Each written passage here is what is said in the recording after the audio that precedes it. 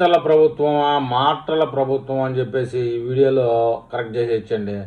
అసలు యాక్సిడెంట్ చేసి ఇంకా సాక్ష్యాలు తారుమారు చేయాలని చూసిన ఇంటికి వెళ్ళి మొత్తం వైసీపీ పార్టీ మొత్తం వాళ్ళకి అండదండలుగా నిలుస్తుందండి. నీకేం కాదు, మేము ఉండాంలే అని చెప్పేసి. అది ఏంటో మరి వాళ్ళకి ఎందుకు ఓదార్పు చేయాలో అర్థం కావడం లేదు.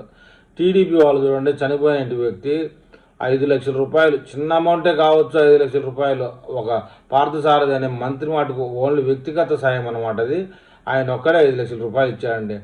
మాటల్లో చేతల్లో తేడా చూస్తూ ఉంటారు ప్రజలు. ఎవరు నిజంగా రాజకీయం చేస్తారు, ఎవరు ఓన్లీ ఉన్న వాళ్ళకే రాజకీయం, లేని వాళ్ళకి లేదు అనే విధంగా ప్రవర్తిస్తారనే విషయాన్ని ఈ వీడియోలో క్షుణ్ణంగా ప్రజలకు అర్థమైందండి. మొత్తానికి ఏదంటే రౌడీ షీటర్లకు ఇంకా గ్యాంగులు నడిపే వాళ్ళకి వైఎస్ఆర్సీపీ పార్టీ ఆర్థిక సహాయము అండదండలు ఇస్తుంది. ఇటీవల జరిగినటువంటి పరిణామాలను చూస్తే తెలుగుదేశం పార్టీ అలాంటి వ్యవహారాలు చేయదనేదే ఈ వీడియో యొక్క పూర్తి సారాంశం. మరి ఈ విషయంలో తెలుగు ప్రజలు ఏమని కామెంట్ చేస్తారో చూద్దాం.